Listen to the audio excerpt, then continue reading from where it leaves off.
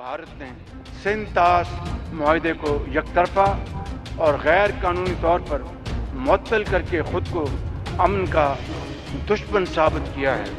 मैं बाशगाफ अल्फाज में ऐलान करता हूँ कि पाकिस्तान के पानी की एक एक बूंद हमारी रेड लाइन है।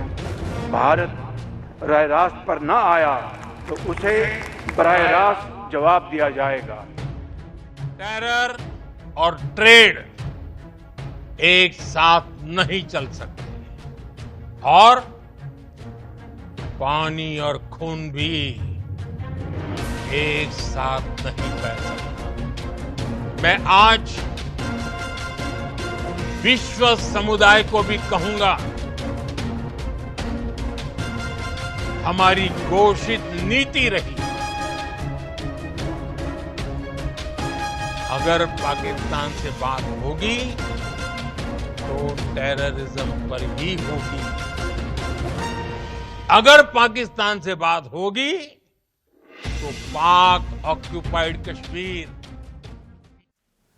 नमस्ते। लाल किले से बोली गई एक लाइन जिसने पूरा पाकिस्तान हिला दिया। जिन्ना का वही देश जिसके प्रधानमंत्री ने कल भारत को युद्ध की धमकी दी थी, आज वहां भाग शहबाज भाग मुनीर का शोर सुनाई दे रहा है। भारत ने जो संकेत दिए हैं वे पाकिस्तान के लिए अच्छे नहीं हैं। आखिर उस एक लाइन में ऐसा क्या छुपा है जिसने इस्लामाबाद से लेकर रावलपिंडी के मिलिट्री हेडक्वार्टर तक हड़कंप मचा दिया है? क्या यह सिर्फ एक राजनीतिक जुमला है या दक्षिण एशिया के भू राजनीतिक समीकरणों को हमेशा के लिए पलटने वाला एक विध्वंसक ब्लूप्रिंट?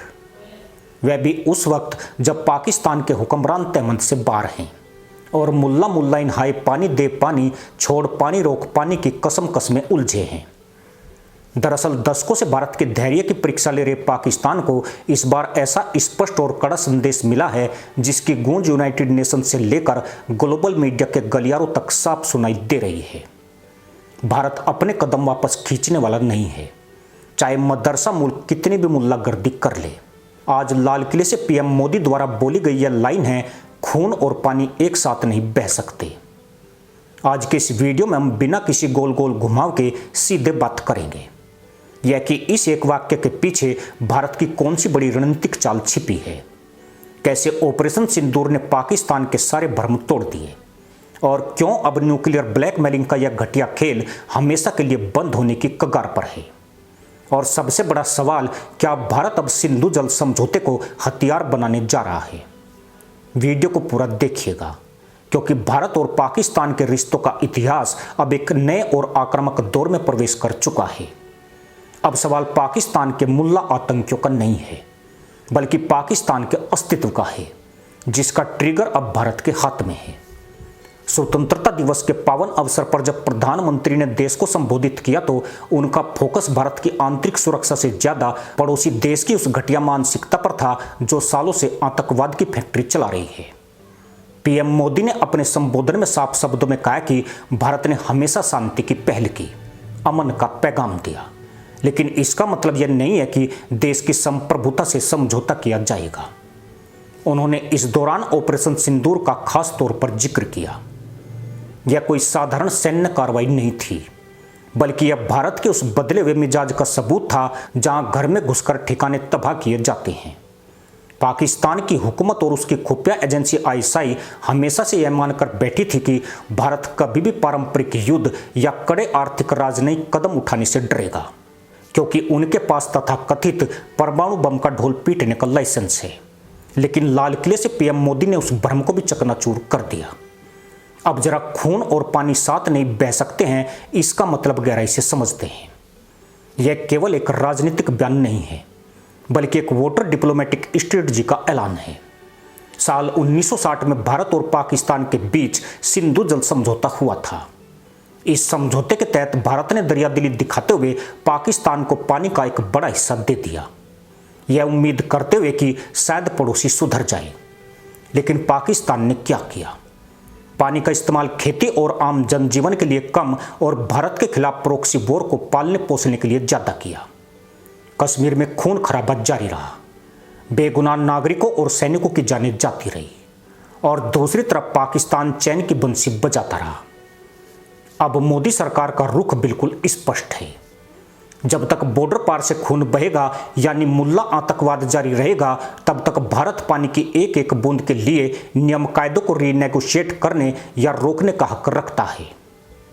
भारत अब पानी को पाकिस्तान पर मनोवैज्ञानिक और रणनीतिक बढ़त हासिल करने के हथियार के तौर पर देख रहा है। बांधों का निर्माण, पानी के डाइवर्जन और ट्रीटी रिव्यू की बातें अब कागजों से निकलकर जमीन पर उतरने के लिए तैयार है। पाकिस्तान की सियासत का सबसे पुराना और घिसा पिटा कार्ड रहा है एटमी धमकी। जब भी भारत आतंकवाद पर कोई कड़ा कदम उठाने की बात करता है, रावलपिंडी के जनरलों की तरफ से एक ही राग लापत जाता है, हमारे पास एटम बम है, हम तबाह कर देंगे। लाल किले से पीएम मोदी ने इस न्यूक्लियर ब्लैकमेलिंग की हवा निकाल दी। प्रधानमंत्री ने दुनिया को यह संदेश दिया कि भारत अब इस तरह की गिद्दड़ भभकियों से डरने वाला देश नहीं है। 140 करोड़ की आबादी वाला यह नया भारत है जो घर में घुसकर मारना भी जानता है और अपनी रक्षा के लिए हर जरूरी कीमत चुकाने को तैयार है। जब आप न्यूक्लियर ब्लैकमेलिंग के डर को खत्म कर देते हैं तो दुश्मन के पास काउंटर करने के विकल्प शून्य हो जाते हैं। पाकिस्तान आज आर्थिक बदहाली, IMF के कर्ज और आंतरिक गृह युद्ध जैसी स्थिति से जूझ रहा है। ऐसे में भारत का यह आक्रामक वैचारिक रुख पाकिस्तान को कूटनीतिक रूप से पूरी तरह अलग थलग कर रहा है। दुनिया अब पाकिस्तान की धमकियों को गंभीरता से नहीं लेती, बल्कि भारत के ग्लोबल विजन और स्थिरता को मानती है। इस भाषण के तुरंत बाद अंतर्राष्ट्रीय मीडिया में चर्चाएं तेज हो गई। अमेरिकी और यूरोपीय थिंक टैंक इस बात का विश्लेषण कर रहे हैं कि क्या भारत दक्षिण एशिया में अपने डिफेंस और फॉरेन पॉलिसी डॉक्ट्रिन में कोई बड़ा बदलाव करने जा रहा है। विशेषज्ञों का मानना है कि भारत अब रणनीतिक संयम के पुराने दौर से बाहर निकल चुका है। अब नीति सक्रिय सुरक्षा की है। दुनिया के देश देख रहे हैं कि एक तरफ भारत 40 देशों के साथ फ्री ट्रेड एग्रीमेंट्स और ग्लोबल इकोनॉमी का सिरमौर बन रहा है, तो दूसरी तरफ अपनी सुरक्षा पर आंच आने पर जीरो टॉलरेंस की नीति अपना रहा है। पाकिस्तान के लिए यह दोहरी मार है। एक तरफ उसकी इकोनॉमी वेंटिलेटर पर है और दूसरी तरफ भारत ने उसे बिना युद्ध लड़े ही पानी और कूटनीति के मोर्चे पर घुटनों पर लाने का संकेत दे दिया है। लाल किले से पीएम मोदी द्वारा कही गई यह बात इस सदी का सबसे बड़ा भू राजनीतिक संदेश है। खून और पानी साथ नहीं बह सकते। यह केवल 8 शब्द नहीं है, बल्कि यह पाकिस्तान के उस नापाक वजूद को दिया गया अंतिम अल्टीमेटम है जो भारत के खिलाफ साजिशें रचता आया है। खेल पूरी तरह बदल चुका है और इस बार पहल हमारे हाथ में है। अब वक्त आ गया है कि आप भी इस पर खुलकर बात करें। आपको क्या लगता है, क्या भारत को अब सिंधु जल समझौते को पूरी तरह रद्द करके पाकिस्तान को पानी के लिए तरसा देना चाहिए, या फिर हमारी कूटनीति का यह आक्रामक तरीका ही काफी है? नीचे कमेंट बॉक्स में अपनी राय अवश्य लिखें। इसी के साथ अनुमति दोस्तों, जय हिंद, वंदे मातरम।